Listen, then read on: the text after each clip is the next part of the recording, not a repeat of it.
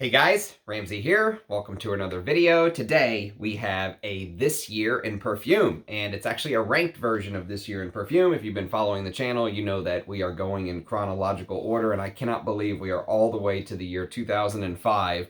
And somebody, I think it was Tom on my last video, he said, man, 2005 is going to be a banger year, and he is right. We have a top 20 fragrances in my collection, and the top 20 is either full bottles, or if it's a sample or a decant, it is something that I reviewed on the channel, or it's just a huge enough decant that I've been wearing the hell out of it, and I will review it very, very soon. So a top 20, this is going to be a hell of a countdown. But first, let's put ourselves in the 2005 mindset. So 2005 was a beautiful year for me. I was a sophomore in college, and I was living the good life, working at Six Flags on the weekends, partying during the week. It was a fun time for me. So let's put ourselves in 2005, what was going on. So some events, of course, that happened. Obviously, I think the biggest event that instantly takes me back to 2005 is Hurricane Katrina. And then, of course, all of the fallout that happened afterwards. The lack of clean water, the no communications in the New Orleans area and everything that happened, the oil production. It hit some of, New Orleans is big in the oil production. It hit some of the tankers there, and it really hit some of the pocketbooks of the Americans because price went pretty high. It was $3.07 a gallon, which was very high back then when we were used to $1, or $1.25 or whatever it was. So, it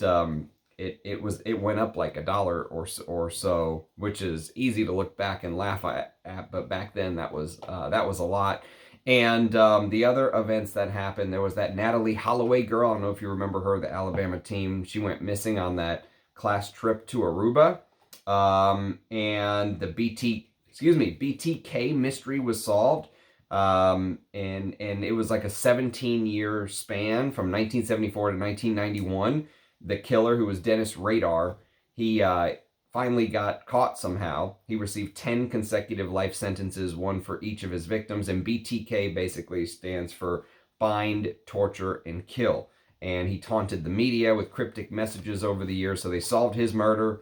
There was that Terry Schiavone case where, I don't know if you watched a lot of news back then, you probably remember she was a brain-damaged woman who her parents wanted to keep her alive, saying that she had some level of consciousness, her husband, and basically his family was trying to have the feeding tube removed, saying that she wouldn't want to live this way, and there was this battle. Went all the way to the Supreme Court, and the Michael Jackson verdict ended up happening in 2005, where he was acquitted on all 10 counts of child molestation.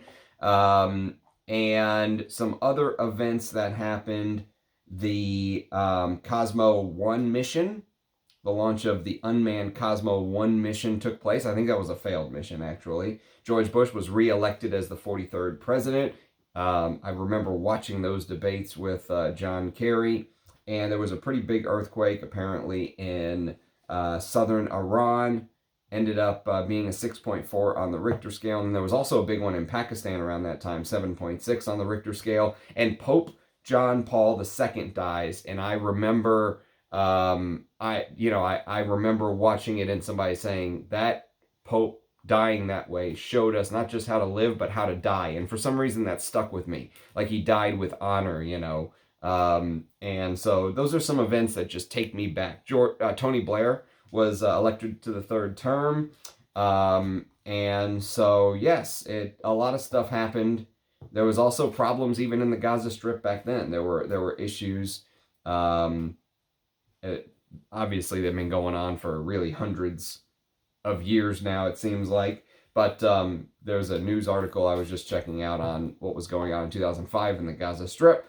So there's Lance Armstrong was in the news back then. If that'll take you back straight to 2005. Lance Armstrong and those stupid yellow live wise, strong wise bracelets, whatever he used to sell that made him a fortune.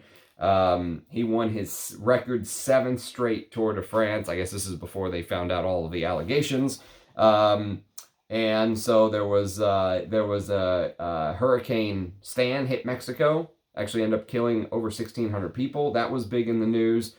So yes, that just puts us back in the mindset of 2005. Let's talk about some of the songs It's funny going back and looking at some of these songs. Hollaback Girl by Gwen Stefani, We Belong Together by Mariah Carey, Since You've Been Gone, Kelly Clarkson, Gold Digger by Kanye West, Boulevard of Broken Dreams by Green Day. These are the top charts. I don't know if these came out. I guess I should have checked the exact day. I think Boulevard of Broken Dreams was 2004, technically. 50 Cent, I think, had a album that came in the year 2005 with hits like Candy Shop, Disco Inferno, stuff like that. But for me, the one that stands out is Weezer's Beverly Hills. I played the shit out of that Weezer album in 2005. I am a Weezer fan. And I think they're actually coming, maybe even to the area. I think it might be, there's a casino north of me, about 45 minutes north of me. And I think Weezer's coming to play there very, very soon. And also The Killers had their first album. And yes, Mr. Brightside, I think, was their big hit. But I love The Killers. That's another band that I really liked listening to back then. And so... yes, so that puts us in the drop. I don't know if "Drop It Like It's Hot" by Snoop Dogg was just popular. It was just popular in 2005, or it came out in 2004. But anyways, that's kind of the some of the songs, the top 100 hits of 2005, according to this random website I went to. I probably should have researched that a little bit better. But I do have some movies, too, to put us in the mindset of what was going on. Star Wars Episode 3, Revenge of the Sith. Obviously, that was like the #1 movie. Probably one of my favorite Star Wars. Batman Begins was 2005. King Kong, another King Kong, was 2005. But one of my favorite movies from 2005 was Johnny Cash, Walk the Line, which I think that, what's his name? Joaquin Phoenix was an absolute masterclass in acting in that. He was a perfect Johnny Cash. And the Fantastic Four came out in 2005, which sucked.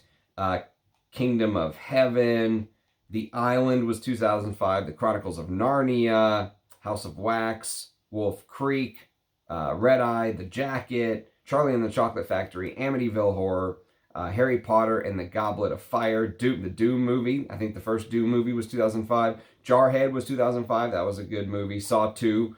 Now they're like on Saw 10. And Sin City, which is also one of my favorites from 2005. And I'm sure there's a bunch more, so leave it in the comments. So that'll put us back in the mindset of 2005 and what was going on. So let's talk about Perfume, why you guys are all here. But first, we're going to do Scent of the Day. This is going to be a long video because it's a top 20, and I've got some honorable mentions. But first, something I have to mention that I've been wearing because I'm gearing up for a review of this. Because you know what? I was thinking the other day, what is the point of having this channel if I'm avoiding my favorite scents because I'm terrified I won't be able to do them justice, is honestly how I feel. And so I'm wearing this today. I very well may wear it tomorrow. I may wear it for even more. I've worn this probably 12 times since I've been into perfume. I have a checklist, and this is the 12th time that I've worn this fragrance. So it's not something I wear every day because I rotate my collection, but I have worn this a lot. I love this fragrance. It's one of my favorite, if not my favorite, masculine fragrance of all time, and it is the great Antaeus. Speaking of Star Wars, some people mention Darth Vader. Some people mention like Terminator, where he takes the black glasses and rides off on the motorcycle. I mean, there is a little bit of that, you know, the black bottle gives it sort of gives away the bad boy image. And this is from 81, so you get that very almost slightly like you forgot to put deodorant on. There's a little bit of sweatiness to it, but there's this sour castoreum note in here that when you mix it with the very sweaty clary sage, it's the clary sage, I think that really gives off that sweatiness and that beautiful leathery base. It's a leather chypre with the patchouli in here, which is amazing, but really that dark rose just comes in a couple hours in. And I've seen Francois Demachy and Jacques Polls use that sort of dark rose trick that just seems to come in like a, I don't know, like a sail, like a ship entering the scene out of the fog or something. It's just crazy how this rose just, you know, it's such a dark red, just beautiful masculine rose. Spicy, and when you mix it with the myrrh and myrtle, There's supposedly both in here, and I could see the myrtle adding that greenness along with the basil and thyme.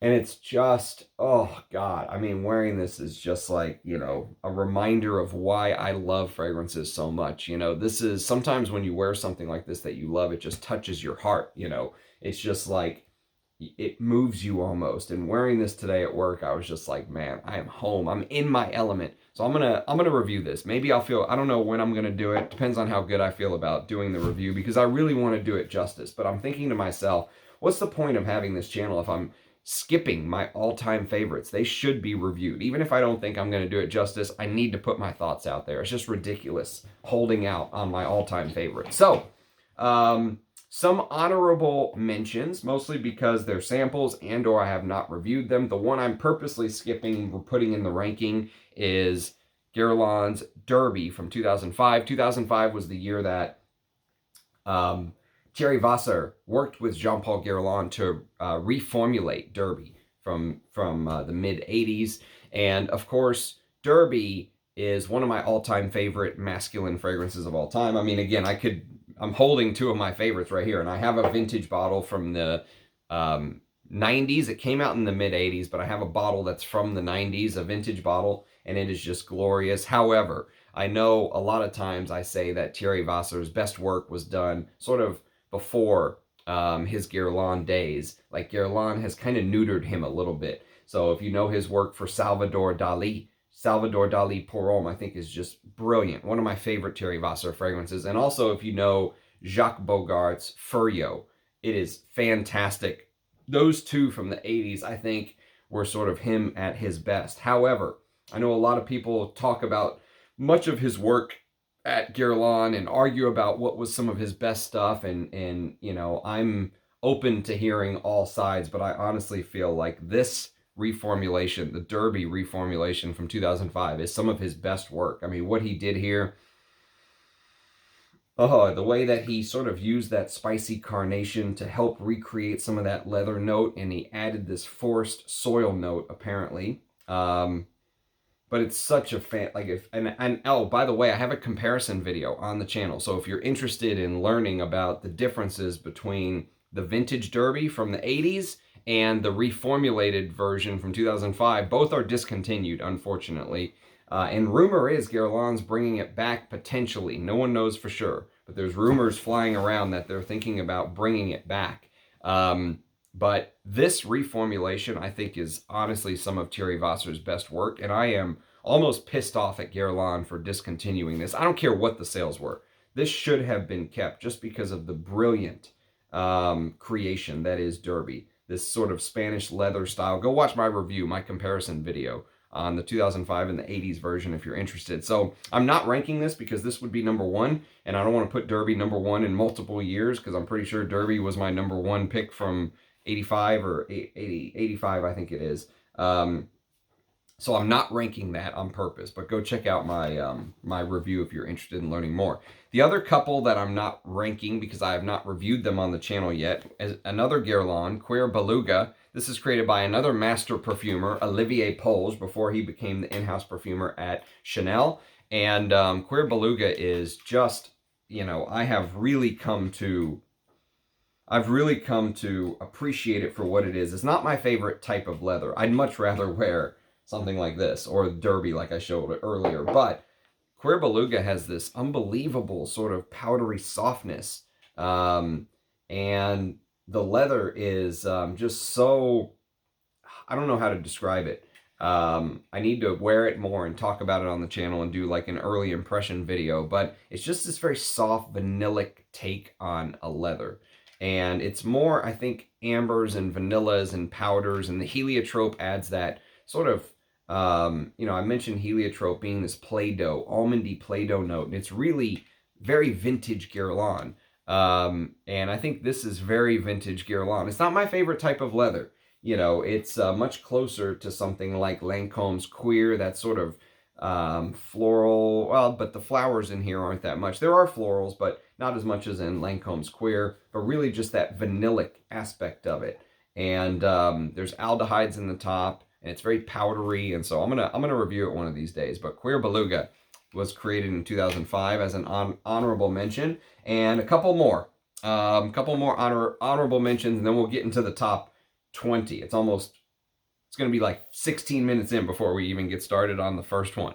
But this is Carnal Flower by Frederic Malle, one of the best tuberose fragrances of all time. Dominique Ropion just did a masterful work on this from 2005.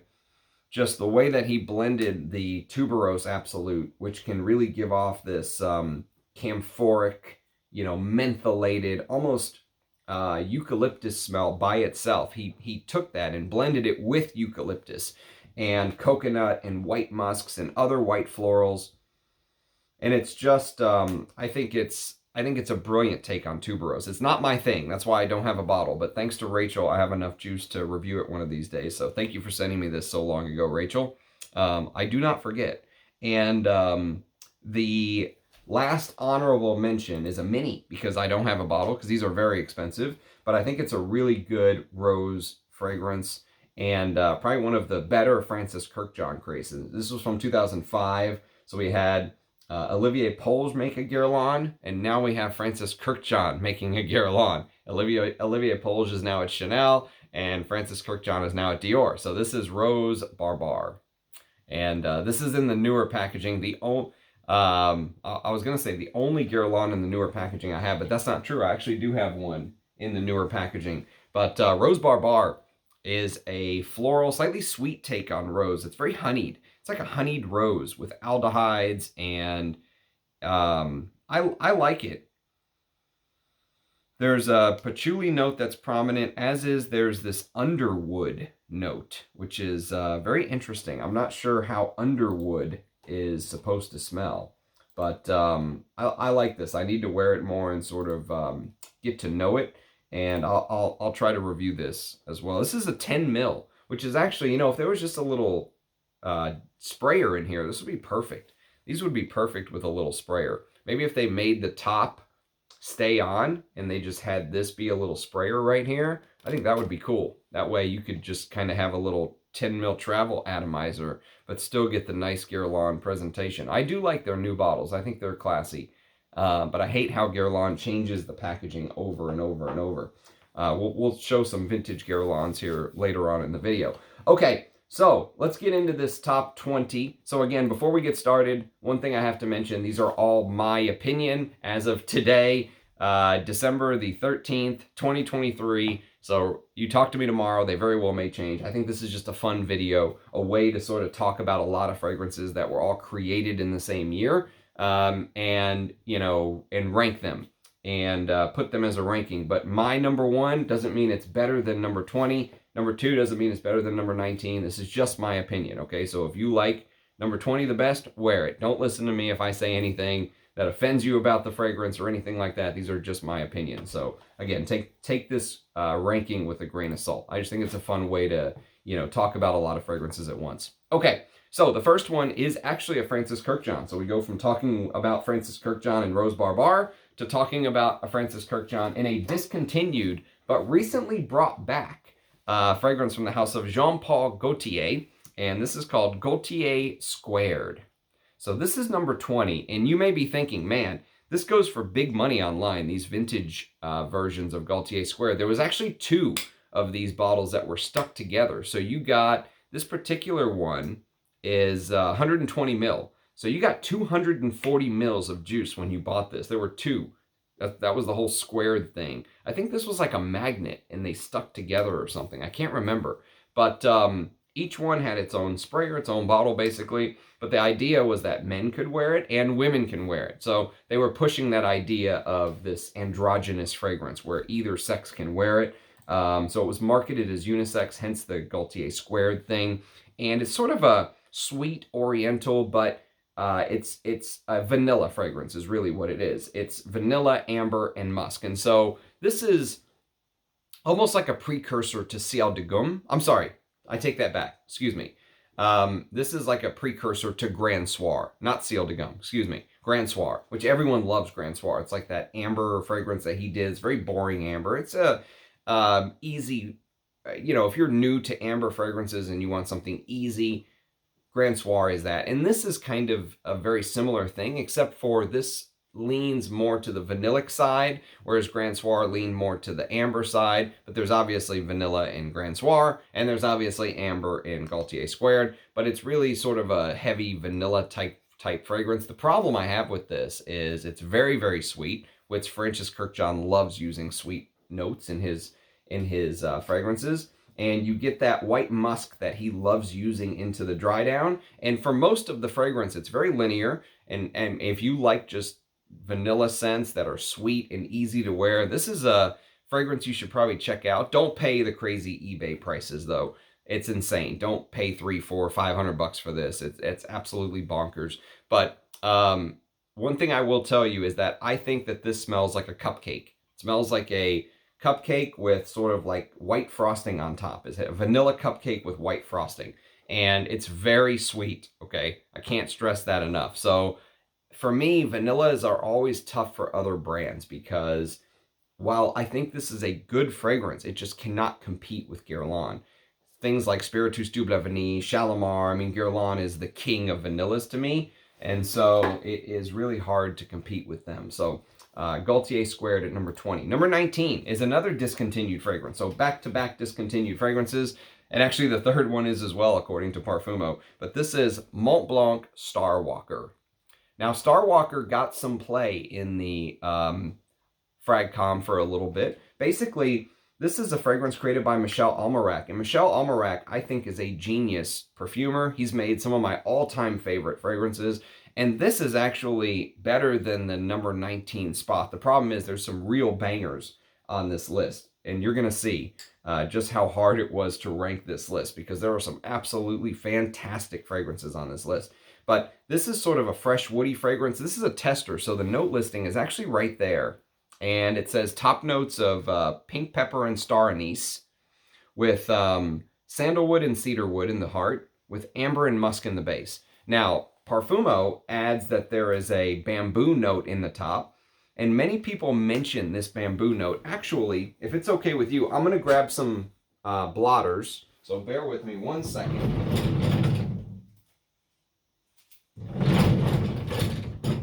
I was asking you as if you had a choice. You have no choice in this matter.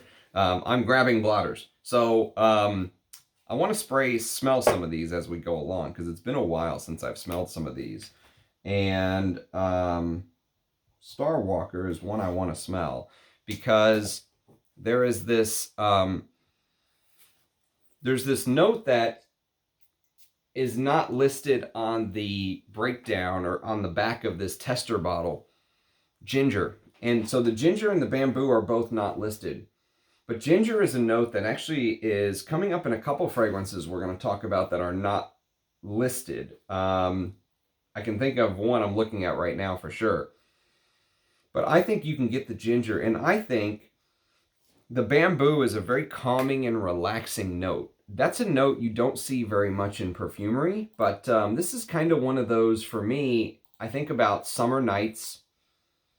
Like if you want something easy, simple to wear, just something that isn't expensive. You used to be able to pick up, like I picked up this 75 ml bottle for under 20 bucks, that kind of thing, right? I don't know what they go for now since it's discontinued. But this very well done, I mean, punches way above its weight class. If you're a fan of fresh, sort of woody, easier to wear type fragrances that are very relaxing and I wouldn't say mass appealing, but you're not going to offend anyone with this. This is, it wears very light and transparent, and yet there's some depth with the woodiness, the sandalwood and the cedarwood. And I mean, Michel Almerac, you know, it's, this, for me, this punches way above its weight class. A great, easy to wear summer fragrance you can just sort of, just absolutely douse yourself in the warmer months. So, Montblanc Starwalker at number 19. Number 18 is a reformulated version. The original version of this fragrance came out in 1990. I've never smelled that one. And then they reissued it in 2005, and it is 1881 by the house of Nino Cerruti. So it's called 1881 Pour Homme. And you can see this also looks like a fresher fragrance. And according to Parfumo, 1881 Pour Homme is discontinued. It says it was last marketed by Coty, and that is true. Coty last marketed this one. The original from 1990 was marketed by Unilever, and so this is cypress, bergamot, and blackcurrant with patchouli, ylang-ylang, oak moss, pine, and sandalwood. And the difference, according to my buddy Keith, who owns the vintage from 1990, he says that the vintage from 1990 has more oak moss, it's mossier, it's deeper, and it's richer and thicker. Whereas this version from 2005 is lighter and airier and more citruses. So you get more bergamot, and it's almost like it's a better summer wear. Whereas the original, because of the higher levels of oak moss and stuff like that, you could wear more in the colder weather even. But for me, this is a fresh, woody, citrusy, again, easy to wear. I think this is more traditionally, there's more classic vintage elements in this than Starwalker. That's why I rated it one step higher. But you can see we knocked out the sort of plain vanilla already, and now some of the fresher fragrances, and we're going to get into the big hitters here very soon. But, I mean, this fragrance is better than its 18 ranking. And I know I've said that on pretty much all of them so far that we've done, but it's true. It's just the other fragrances that they're going up against. I just couldn't put this any higher. But man, for summer, this is a fantastic fragrance, even in its current iteration. I would love to smell the vintage, but the problem is sometimes citruses are the most volatile notes. So if you buy a vintage that has a lot of citrus-heavy materials, that's why it's sometimes so risky to buy vintage creeds, because those citrusy molecules tend to turn the fastest. Just like they tend to evaporate off your skin the fastest, they also tend to turn the fastest. They don't last as well as some of the heavier materials. You know, you think about things like castoreum and myrrh. I feel like this would last through the apocalypse. Oh God, Antaeus. Fuck the castoreum, people. My goodness. Okay, next on the list we have number 17. And actually this is also discontinued. So the first 4 are discontinued. This is from the house of Lanvin. And Lanvin tried to sort of strike lightning in a bottle, because what they did is they took a very popular fragrance which came out in 2005. And you can probably tell just by looking at the bottle of this particular fragrance which one we're talking about. And they tried to emulate it. So like 4, 5, 6 months later, after the big hit that one of the big houses put out, which we'll talk about later in the video, just in case someone out there doesn't know, we'll leave it a mystery. This is called Lanvin's Arpege pour Homme. And the reason I say they tried to strike lightning in a bottle is they took their, maybe they didn't straight up copy, but they definitely took everything from the bottle design of the cap to the smell of the fragrance from this very popular fragrance we're going to talk about here in a little bit. And they also reused a name of theirs from the past. If you know Arpege, the OG for women that came out in the 1920s, I believe, one of the greatest aldehydic florals of all time. And Lanvin Arpege, I'll do a full review of that fragrance one of these days because it deserves it. But the pour Homme version used pink pepper, bitter orange, mandarin orange, neroli, iris, jasmine, and nutmeg with a base of tonka bean, patchouli, vanilla, and sandalwood. And so if you know that note listing, instantly that iris note is going to jump out to you. And so if you're a fan of iris fragrances, then this is one that, if you can find it for a good price, I would recommend keeping an eye out, because this is sort of the very first comment. It's interesting on Parfumo. The person says the forgotten iris, and it's an Olivier Pechot creation as well. And Olivier Pechot is a good perfumer. And so if you are an iris lover, I would say keep this on the list if you see it pop up for a good price. Yeah. Sort of this creamy, you know, a little bit designer. You know, it opens up smelling like a diptyque, which is interesting because I know Olivier Pechot did a lot of things for diptyque, and he created Herod, so there he created Herod, excuse me. But In 2005, and also may he rest in peace, I believe I did a video on him passing away this year, so that was a sad event in 2023. But what he created here is very interesting because it takes that iris that was so popular, such a huge hit, this masculine iris note, and it blends it with sort of fresher neroli, which adds a little bit of freshness, and the pink pepper and the mandarin orange and the bitter orange add a little bit of this zinginess to the perfume. But really, what you notice as it dries is it's a little more vanilla heavy. So there's sandalwood that, again, smells like the sandalwood you would smell on a diptyque. And I think it's a good fragrance.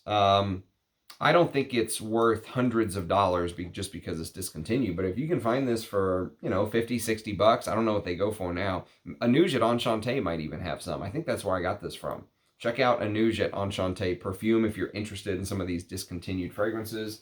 I don't talk up many folks, but Anouge has kind of proven himself over and over and over again, and so that's one place that I can recommend. So Arpege pour Homme by the House of Lanvin at number 17. Number 16. Number 16 is a personal love of mine, even though it's one of those guilty pleasure fragrances, I would call it, because I hate sweet fragrances. I'm not a fan of very sweet fragrances, and this is a super sweet fragrance. I don't even have to spray it. I've worn an entire bottle and a half of this. This is my second bottle. This is from the House of Creed. This is Original Santal, and Original Santal smells amazing in the cold. If you wear this in the heat, you're going to choke yourself out because it has a lot of similarities to Homme. Same perfumer, if you believe that Pierre Bourdon created this. He isn't credited to it, but if you know his work with Individual by the House of Montblanc, and if you know Homme, which he is also credited to, you'll definitely pick up the similarities with Original Santal. But Original Santal is supposed to be that classier Creed version. They're supposedly using a sandalwood that smells like Mysore sandalwood. Even though it says Mysore sandalwood, I seriously doubt. This is a 2016 bottle, 16 CO1. So even though this, even though this is saying Mysore sandalwood, I seriously doubt in 2016 Creed is using Mysore sandalwood. But it's supposed to give off this creamy Mysore sandalwood note in the base with musk and benzoin. And there's this sort of it opens up a little bit, I think, fresher than Homme. Homme goes very quickly into the vanillic, heavier, heliotrope-like aspects, and it smells like there's heliotrope in here as well. That very, Play-Doh-y, pudgy, that thickness. Just imagine playing with Play-Doh, or imagine when the dentist takes a mold of your tooth, right? There's that sort of feeling. It's a heavy Oriental style fragrance, but it's contrasted with that freshness, and that's where it makes the Creed wear a little bit different. But I still would probably reserve this for the colder weather. I think this smells best in the colder weather, and also I feel like they added some lavender in here and rosemary, so they added like traditional masculine notes from the past to a modernized type of, even though Homme technically is a vintage, it's kind of the new age vintage, and they tried to show that with the pink juice and, to show it's different and that kind of thing, right? But you definitely have to like sweet fragrances. But because I've worn so much of this is my second 75 ml bottle, and you can see I ran through one and I'm about halfway through the second one. So before this is gone, I will review this on the channel. But Creed's Original Santal comes in at number 16. Number 15 is the Decant, and this one I did review on the channel. You can check it out. I forgot who sent me these, but thank you, whoever you are. This is Le Maroc pour Elle by the House of Tower, and I recently reviewed a tower called Incense Rose, which is beautiful. I would love a bottle of Incense Rose one day. This one is a little bit tougher. This is a heavy, heavy floral fragrance. If you're a floral lover, this is one that you can check out. You can go check out my review if you're interested in learning more about it. But according to the note listing, and also I should mention that this is Andy Towers' very first creation. So this was actually the very first thing that he put out. Number 1, he calls it. L'air du désert marocain, which is coming up later, is actually number 2. So they both came out in 2005, but he credits this as being number 1. And it's sort of this spicy oriental. There's a beautiful Moroccan rose note in here, and this very indolic, heavy jasmine that gives off little hints of like this cilantro feel. There's like this weird cilantro feel for some reason. It's a spicy oriental with Atlas cedar, balsams. I don't know, maybe it's the balsams that give me that cilantro feel. But the florals are giant. I mean, a huge Moroccan rose and jasmine. There is lavender in the top. So there's lavender and mandarin orange, and I think a man could wear this, but you would really have to love florals, and it is an intense wear. Not probably my least favorite tower that I've smelled so far, but I can appreciate it for what it is, just not my thing, if that makes sense. But the quality is so high, I had to put it at number 15. Such an amazing... Andy Tower is like one of the poster childs for self-taught perfumery done right. And that's a great fragrance. It's just, it's not my style, if that makes sense. Okay, number 14 on the list. Number 14 is the first of a couple Serge Lutens fragrances. And we are going to start with a fragrance that I need to spend more time with. The reason it's here and not higher is because it has a very challenging tuberose note, which we talked about tuberose earlier with Carnal Flower, but this is called Cedre. And you can see this one actually did not come with the little, all Serge Lutens come like this. And then you have to put this atomizer and put it in if you choose to. This one didn't come with it because it was a gift from a friend.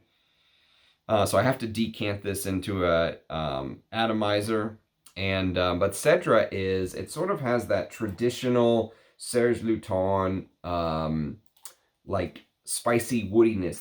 There's spices that Serge loves, like clove, for example, and cinnamon and cedarwood. And if you've smelled some of his other creations, like for example, if you smelled Féminité du Bois, if you smelled Serge Noir, you know what I'm talking about with that cedar and clove combo. But here it's contrasted with this amazing tuberose note. And it is amazing. It's just the floral side of the tuberose gets to me sometimes. Sometimes the tuberose here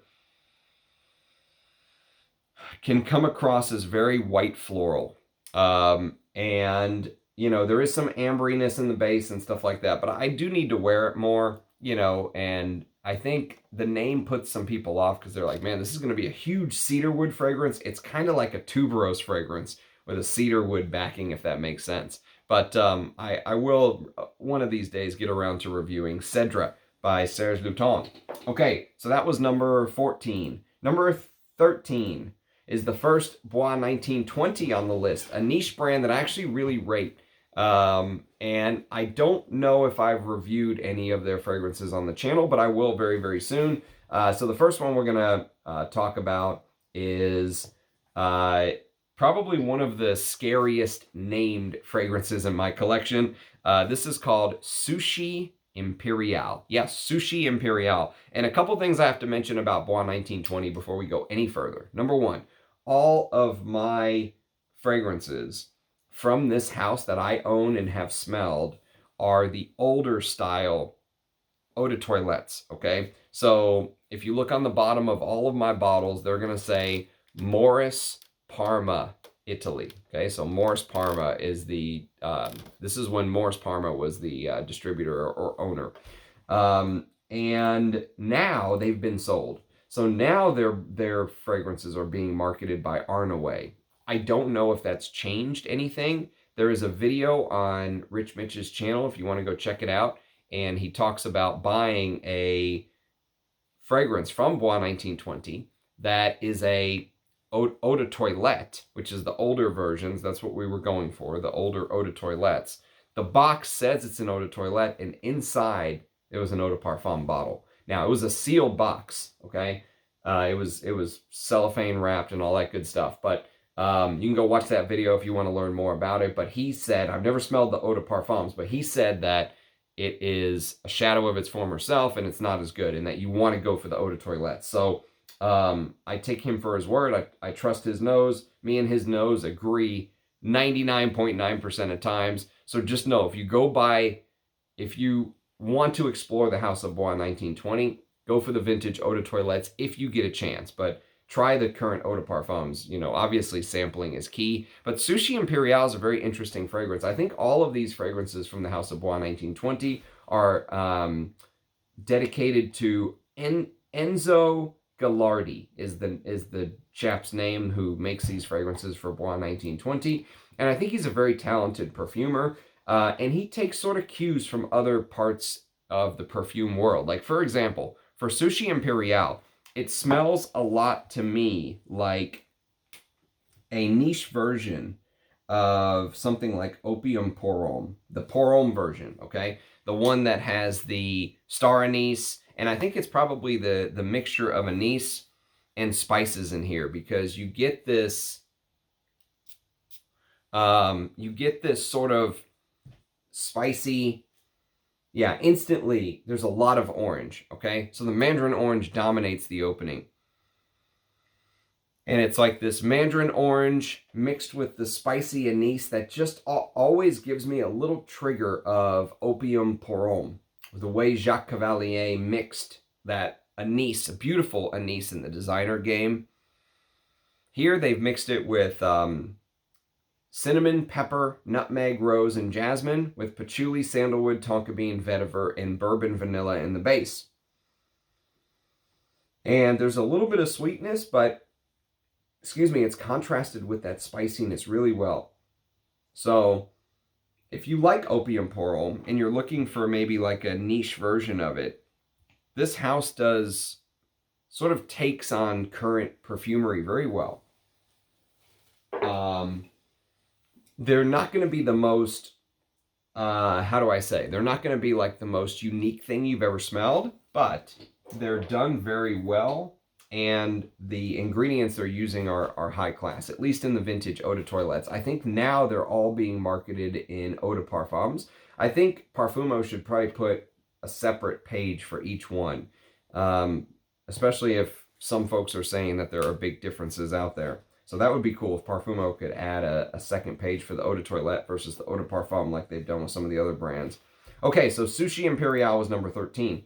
Number 12 is another discontinued fragrance, and this is a fragrance that is very heavy on the wood, and it is, I think it's a good example of a well-done designer, but don't go pay, I'll say the same thing I've said before, don't go pay the silly eBay prices. This is from the house of Christian Lacroix, and this is called Tumulte, or Tumult, I don't know how you pronounce it. It might be Tumulte. Beautiful bottle. This used to be a cheapie. Now it's super expensive because this is basically, this is like one of the better, I would say, like woody fragrances in the designer realm. If you are, if you're a fan of just like spicy woods and you like your woods very dry and you like your woods mixed with other woods, this is a fragrance to check out. So it opens up with laurel and juniper, and the laurel is basically like bay leaf, so it gives it a little bit of a green tint to the otherwise smoky woody scent, because the smoke in here is frankincense. So it opens up like a spicy peppery wood, okay? And that wood is Atlas cedar, Chinese cedar, Texas cedar, and Virginia cedar. So all the cedars basically mixed together. Nathalie Grazia Cetto is the perfumer. And for a designer, I mean, when you used to be able to pick this up, this is a 30 ml bottle, okay? So when you used to be able to pick this up for 30 bucks, 40 bucks, that was a deal. Now people are trying to sell this for $300-400. It's crazy. But if you like things like the Incense series by Comme des Garçons, if you like Gucci Rush, which I reviewed on the channel and is discontinued, there's a little bit of this fresh woodiness to it. Gucci Rush is actually a good interpretation. But if you go watch my review on Gucci Rush, there's some other things going on. This really focuses on the woods. It's not as ethereal as Gucci Rush. You know, Gucci Rush has that softer side of some of the components. It's been a little bit since I did that review, but I think I remember talking a lot about the musks in Gucci Rush for Men. you know, it relied a lot on the musk to give it that white, fresh feel, right? This milky muskiness. And that's missing in Tumulte by Christian Lacroix. It's really more a little bit of green from the juniper and laurels, and then just lots of this peppery frankincense with just a ton of woods. You know, just 2x4s to the face, but very, very well done. Very well done for a designer. I really like that. I'll have to review that one of these days as well. Okay, next on the list is another Bois 1920. So we're back to the house of Bois 1920. And this time at number 11, it is Vetiver Ambrato, another one that's on the list to review. And Vetiver Ambrato is, this is one I really struggled with where to place, because sometimes I think this is one of the best Bois 1920 fragrances that I have in my collection. And I really think, if you are new to the perfume game, right, and you're not familiar with what came before, I think if you just smelled the line, you might say this is the best. However, this has one fatal weakness for me, and that fatal weakness is that the way that the amber, because this is Vetiver Ambrato, the way that the amber is executed by Enzo Gallardi gives me shades constantly of Shalimar, okay? Just the amber side of it, the vanillic amber labdanum benzoin thing that he created in the base, gives me huge shades of Shalimar. However, there's more going on to this. So in the top, there's galbanum and artemisia and petitgrain and lemon and bergamot. In the heart, there's clove, lavender, and geranium. So, and then as it dries down, you get more of the vetiver in the base, okay? That's where the vetiver really tends to shine. But a lot of the top, even though you get the green galbanum and the artemisia, and it's a little different take because it's not Shalimar, it's its own thing. But for some reason, Shalimar keeps coming to my mind when I wear Vetiver Ambrato over and over and over. It's just the way that, you know, that vanilla and amber was executed here. And reminding me of Shalimar is a very good thing because I love Shalimar. It's one of my favorite fragrances of all time. It's in the top 10 of all time for me. However, my problem is every time I wear this, I'm like, you know what? I'm enjoying this, but God, I just wish I would have worn Shalimar. And so that's just a personal issue with me. But I think the fragrance is beautiful. It's a beautifully executed fragrance. There's that little bit of lavender makes it very, very interesting. A little bit of that herbal lavender to just, I think without that lavender, so most Bois 1920 scents are marketed as unisex, by the way. Sushi Imperial is unisex. Vetiver Ambrato is one that's marketed as masculine. And I think the tipping point there is that lavender. If you took the lavender out, I would have a very hard time seeing this anywhere near masculine. In fact, I would probably see it as feminine. But I think it's worth trying from 2005. Again, the newer versions, when you find them, the juice doesn't look like this. It's almost like they look pale white. All of the color that used to be in these is almost like taken out. And I don't know if they did that on purpose or if they're trying to go like, oh, we're not using any food coloring or anything like that. But anyways, it's a niche house that doesn't get a lot of talk, but I think it does deserve some talk. It doesn't deserve to be shunned the way it is because they have some really good fragrances. As you'll see there's another one that's even higher on the list here that we're going to get to. Actually, there's two more Bois 1920s on the list. Okay, so next on the list, number 10, top 10. And number 10 is unfortunately a discontinued fragrance. Well, this fragrance is still available, but it's available in a different concentration. Excuse me whilst I hydrate. So this is from the house of Lubin. This is my favorite Lubin fragrance of all time. It is Idole de Lubin in the vintage Eau de Toilette, which came out in 2005. I think the Eau de Parfum came out a couple years later when they discontinued this. But thank God I have a backup of Idole de Lubin. I want to spray that because I love that fragrance. Again, very hard to rank this because there's so many fragrances that I really love. And when I review them, I will say good things about them. But when you're ranking, it's hard to, it's hard sometimes to say this versus this versus this. This is Olivier Jacobetti, one of my favorite fragrances she's ever created. Some people compare this to Bentley for Men Intense. I would take this over Bentley for Men Intense any day of the week. I like Bentley for Men Intense, but this does that style better. So basically what it is it's a spicy, woody fragrance that has touches of booze. So you get a little bit of rum. And yesterday, if you watched my amouage video, there was rum in there as well, but you didn't really get very much rum. You just got like ancillary sweetness from the rum in the amouage. This one, you actually get the rum. You get the booziness there. And it's mixed with bitter orange zest, black caraway, and saffron.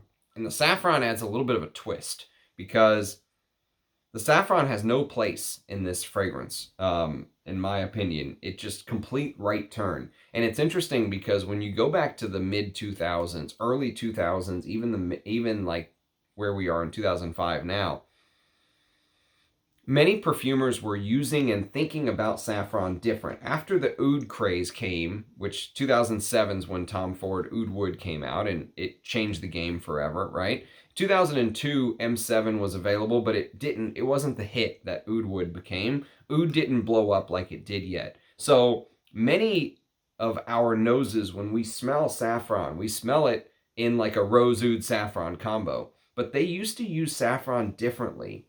And this is a very interesting, unique take on saffron with cottonwood, which is again an interesting note, ebony, which is an interesting note, sugarcane, which I hate sweet fragrances, but this sweetness, it's almost like putting real sugar in your tea versus putting like high fructose corn syrup, right? Modern sweet fragrances smell like high fructose corn syrup to me. This smells like natural sugar, which I like my tea. I like my tea to have some sugar, natural sugar. And the base is leather and a beautiful red sandalwood note, which, you know, I forget the brand. I think it was,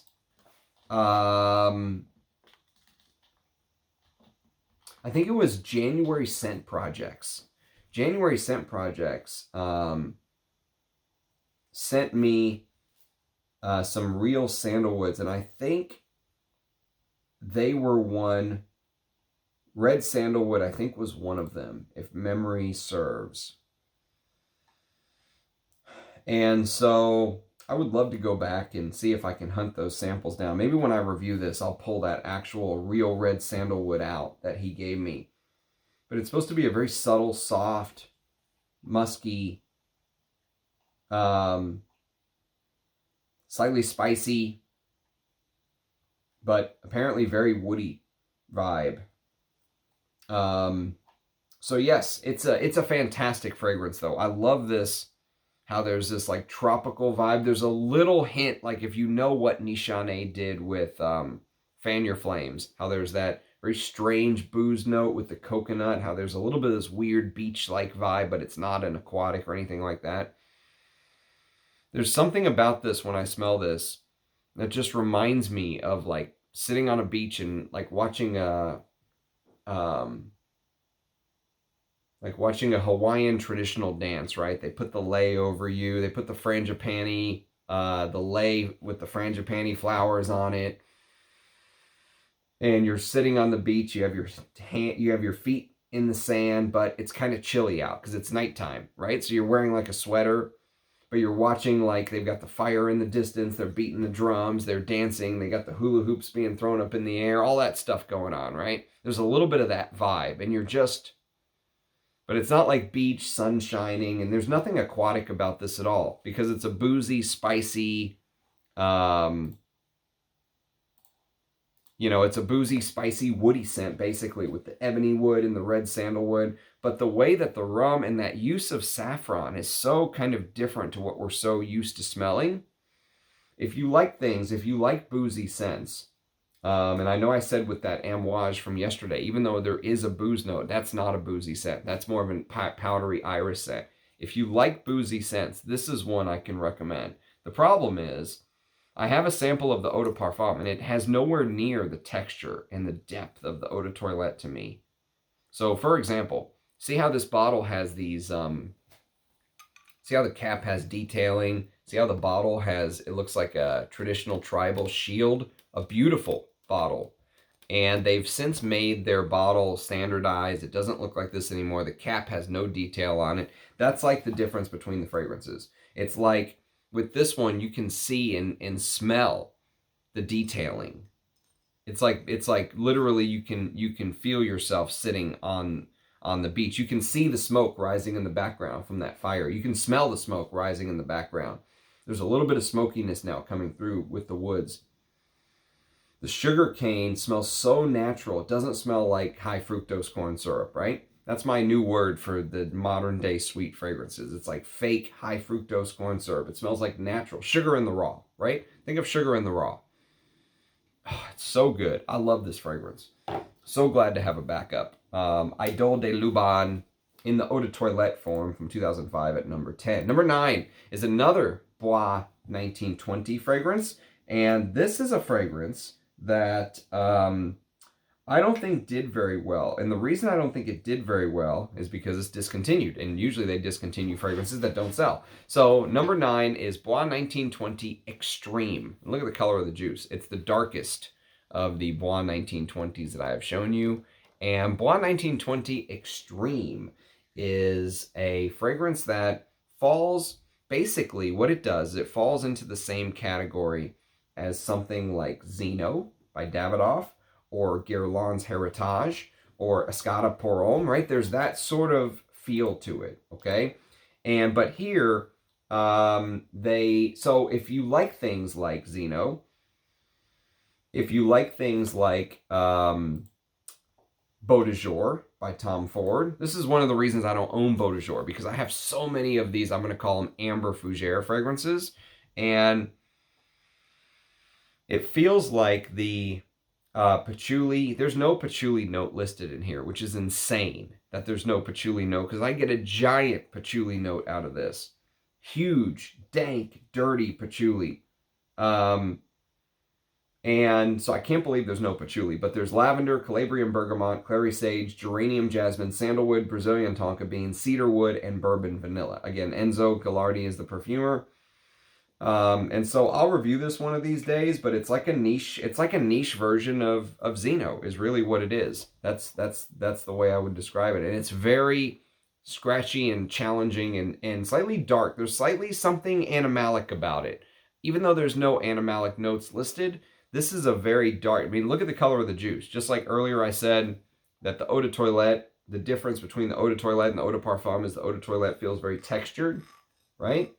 The darkness of the juice compared to the other Bois 1920 fragrances I showed you is a great example of how this smells. This is a dark vintage take, and I think that's why it didn't sell well.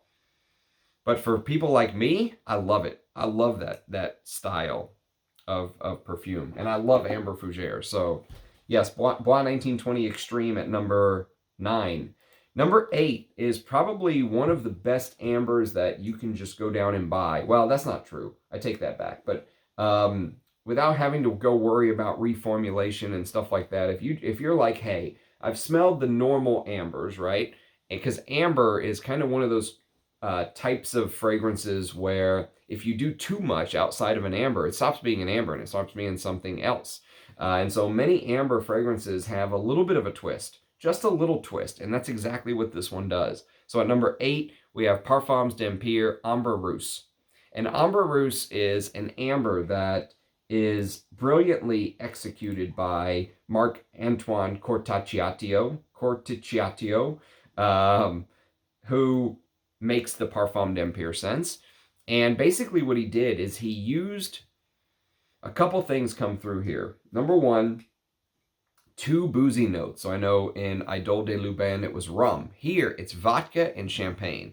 And it's interesting because with Parfum d'Empire, he goes to different parts of the world and different points in history and stuff like that. So Ambre Russe, so you have the Russian aspect. And it's interesting because vodka and champagne, I think, can be like a dichotomy between the working class drinking the vodka and sort of the bourgeoisie drinking the champagne, and the split in the communist society between the classes and stuff like that.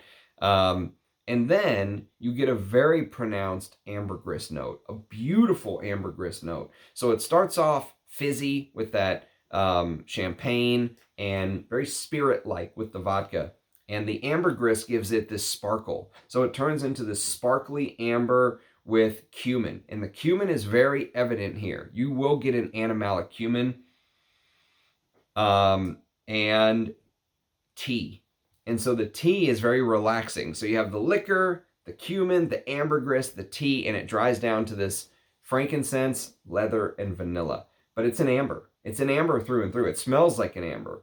But he uses ambergris is the interesting thing. But it smells like a proper amber fragrance with a twist, with all of these little intricate details. Coriander, cinnamon, excuse me. So I think it's a brilliant take on an amber. And you don't have to worry about reformulation with this brand. As far as I know, their fragrances are good. I think they used to be in eau de parfum. So I think you can find vintages of this in eau de parfum. Now they're in extrait. No, I'm sorry. They're still in eau de parfum. Excuse me. They're still in eau de parfum. But I think the older bottles were maybe bigger. You got more juice if memory serves. Now I think they're 50 mils. But a house I would definitely recommend checking out if you have never smelled Parfum d'Empire.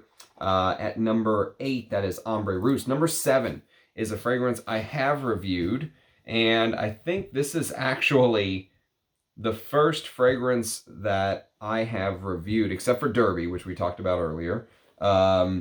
Derby's the first, or this is the first fragrance outside of Derby from earlier that I actually have done a full review on the channel, which is crazy to show how much I still need to review. I've put up over 760 videos in under 2 years. I think my start date on YouTube was the 21st of December, almost 2 years ago. I think so. We're coming up on 2 years. I'll have to check the start date, but something like that. It's like the 21st, I think, somewhere around there, 20th or 21st. And so I think about that. I put up 760 videos, and I haven't reviewed any of the ones we've talked about from 2005 on the channel so far. 0, except for this one. This is called Miel de Bois. And Miel de Bois is a brilliant creation by Christopher Sheldrake. And I have to say, again, thank you to my good friend A2, who very kindly sent me this bottle. I'm okay taking a free bottle from a friend. Like, I'll take a free bottle from someone like A2, who's a subscriber, because he doesn't care what I say about this. And he told me when he sent it to me, say whatever you want. That's how it's okay with me. It's the bottles from the brands that I have a hard time with. Although someone recently left a comment and said, take the damn bottle from the brand if it's free, and then say whatever you want about it. And if they cut you off, great. And I'm okay with that. But many people don't do that. Many people want to stay on the free bottle train, right? Because they're on that list. But nowadays brands are so sensitive. It's crazy. So yeah, I think I would take a bottle from a brand, but I would just say whatever I want about it. And if I get taken off the list, so be it. But many people I feel like can't do that. But this is from a friend, A2, and it's a vintage Palais Royal bottle too. So one I've been hunting. So you made my day with this one, A2. But Miel de Bois, I mean, you're going to have to go watch my review. It's such a complex fragrance. It's one of the most interesting and unique honey beeswax fragrances I've ever smelled. And it does this trick that Jean-Claude Elena liked using with Hawthorne. If you smelled like Cuir d'Orange, he uses Hawthorne in this way that adds this sort of brightness, this vibrant, this white, in Cuir d'Orange, it makes it seem like a white leather.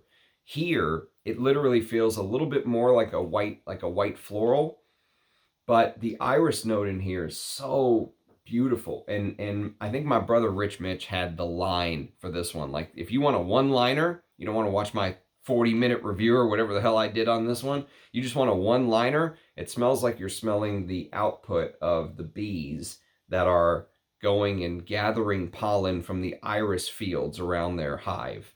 That's a brilliant statement, a one-liner.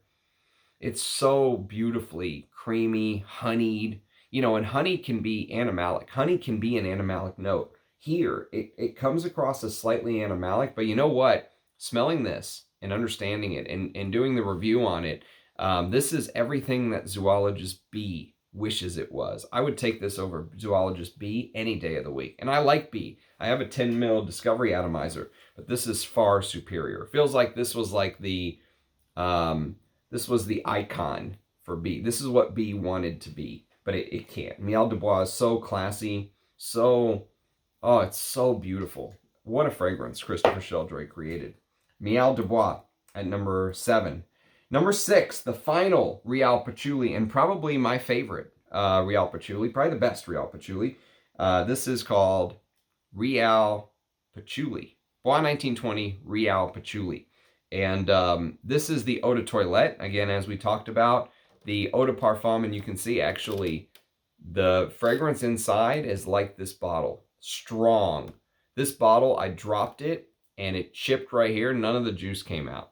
But this little chip is indicative of the juice inside. This is a strong, challenging patchouli. It's heavy, it's ambery, it's earthy.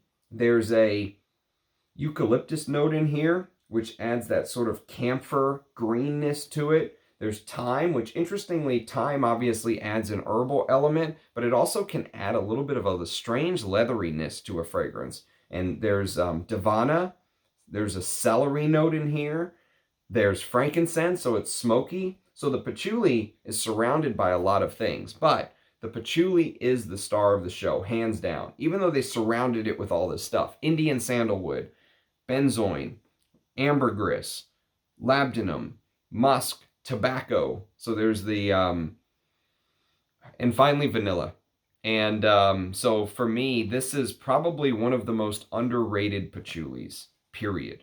So I'll review this one of these days, but go check out my This Is Not a Top 10 Ranked Patchouli video if you want to see how high this one goes. One of my favorite patchoulis of all time. Apparently it's still in production, but I don't know what the new Eau de Parfum versions are like. So Real Patchouli by the House of Bois 1920 at number 6. Number 5. All right, top 5. Number 5 is back to the house of Serge Lutens. And honestly, I think if I had a vintage bottle of this and that plasticky side of this fragrance that comes out in the base was missing, this would probably be higher even. But I have one of the newer bottles, and I still think that Serge does good reformulation. So I think this is a really good fragrance. But man, I would love a vintage of this. This is Borneo 1834. This is what the new Serge bottles look like, which they kind of look cool. The cap is cheap as hell, like the lightest plastic you could ever imagine. But Borneo 1834 is basically Christopher Sheldrake's first iteration of Coromandel. That's the way I view it. Came out in 2005. Coromandel came out in 2007 in Eau de Toilette form. I wish I had a vintage Eau de Toilette of Coromandel. But this is patchouli cacao, so it has that chocolatey aspect to it. So in Coromandel, they say white chocolate. This is cacao, camphor, labdanum, cardamom, galbanum, and white blossoms. And this has that Serge Lutens-like growl. Coromandel, to me, feels like this chassis, but it has Chanel's like posh. You know, Chanel's are high class and posh and elegant, whereas Serge Lutens are strange and weird and you know, out there and that kind of thing, right? And this has that. So I prefer this over Coromandel, believe it or not. Now, maybe if I had the vintage EDT in Coromandel, it would be a little bit different, but when I compare this to the modern Eau de Parfum, I prefer Borneo 1834. One of my favorite patchouli fragrances of all time. Just the way that he mixed that, these very sort of heavy notes around the patchouli. The chocolatey cacao, brilliant.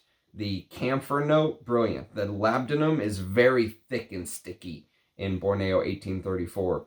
The spices match perfectly with it. So everything about this scent, I think, is a home run. One of my favorite patchoulis of all time. And you can see it beat Real Patchouli, which is one of my favorite patchoulis of all time. So there's some damn good patchouli action in 2005 going on. Okay, number 4. This was very hard for me to put here, but I had to because I've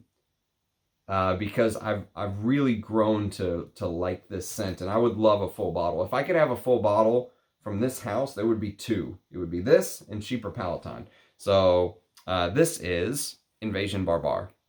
So I would, those bust bottles are cool, but oh man, Invasion Barbare is, some people don't like Invasion Barbare because of how smooth it is, and I can completely see that. This is blended, it feels like Stephanie Bacouche, who created this, just blended and blended and blended and blended and blended this, and when she was done, she went back and blended it some more. There is just this unbelievable smoothness, the way that the lavender and the vanilla and the white thyme all come together. Brilliant. But I think what really makes this, I think what pushes this above 1725 for me by Histoires de Parfum, they're very similar. 1725 is much more powdery and has that weird almondy thing. This is much less powdery. It's still slightly powdery, but much less powdery than 1725. And it has this violet leaf note, which just adds the tiniest bit. Violet leaf gives the little bit of this gasoline note. But here, it's not like Fahrenheit gasoline. It's almost like you're smelling... it's hard to describe because it's almost like you're smelling... You ever driven by a gas station? And maybe you smell that smell of gas in the air for just a split second. Fahrenheit is like you're at the gas station filling up. Some gets on your clothes even. And, it's on your hands, it's on your clothes, you wipe it on your clothes, you smell it as you drive away, right? Or you're filling up the lawnmower with gas and some of it spills, it gets on your shoe or whatever, and you can just smell gasoline for days. That's Fahrenheit to me. This is almost like you're driving by, the window is slightly cracked, and you just got a hint of that gasoline accord.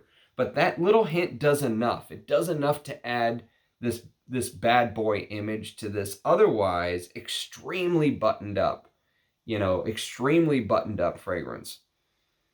So classy, perfect for the office. I love the, there's a little bit of a hay-like aspect in here.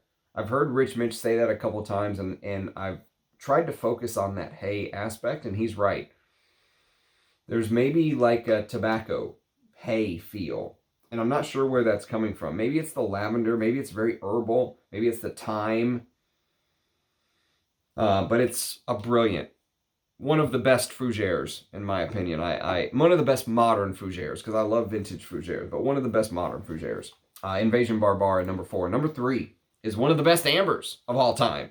And it is L'air du désert marocain by Andy Tower. Just the, if you're going to start out exploring the house of Andy Tower, start here.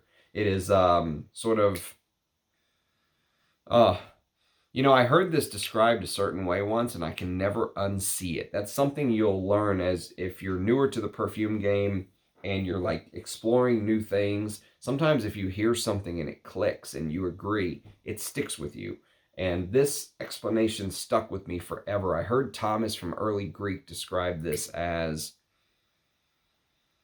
flying over a Moroccan bazaar, and the ambergris in here almost like freezing you into place, like you're flying over like Superman, and all of a sudden the ambergris just freezes you, and when the ambergris hits it, you can just stop, and everyone else is still moving underneath you, but you're just frozen. And it's a brilliant representation. There is a little bit of cumin. And what's funny is when you smell his ambergris accord, I don't think Andy Tower is using real ambergris. I think he created an accord for that ambergris note, but you smell it over and over and over. So if you've smelled his new Sundowner, which came out a couple years ago, you'll smell it. If you smell his extrait version of this, which is called Accord du Désert, you'll smell that ambergris note. If you smell my favorite tower of all time, which is, what is my favorite tower of all time? Where did it go? My favorite tower of all time is number 3, which is Lone Star Memories.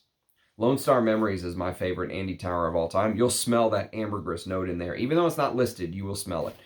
He uses it, I think, in pretty much everything. And, but for me, this is a this is a reference leather scent. It's turned into like a modern day classic is really what it's turned into, in my opinion, because, you know, you could smell this. You could smell some of the other ambers I discussed, like Ambre Sultan, Ambre Russe, but this is kind of what it's turned into, one of these like must smell ambers to my nose. So yes, number 3 on the list is LDDM, Le du Désert Marocain. Number two and number 1, I almost had to toss a coin. I mean, it's literally impossible for me. But I think I went the way I went because my heart is with Guerlain. So number 2 is Dior Homme Intense, the silver stem, the vintage silver stem by Olivier Polge, now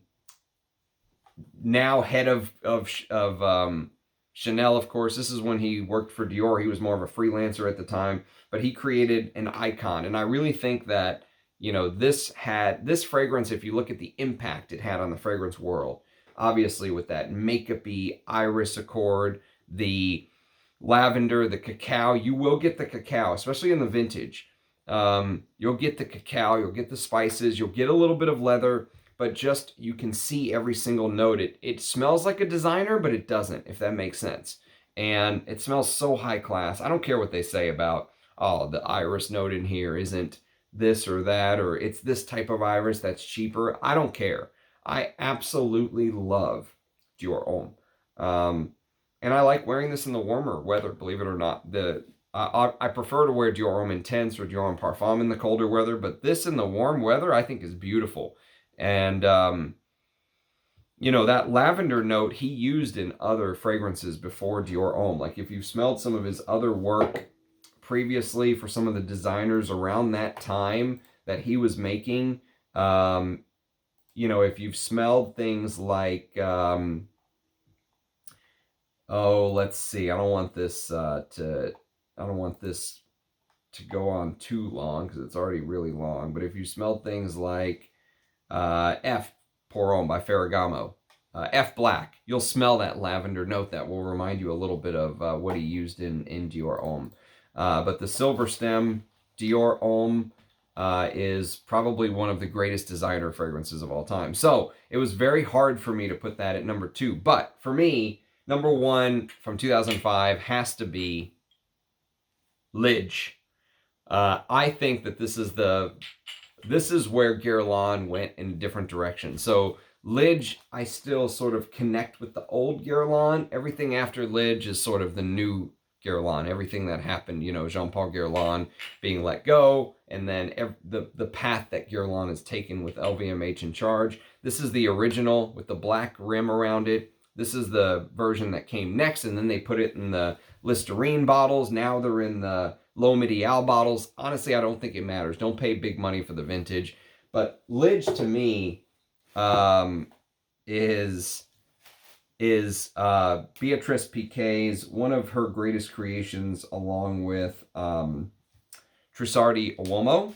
But just the way that this fragrance comes together with that anise, oh my God.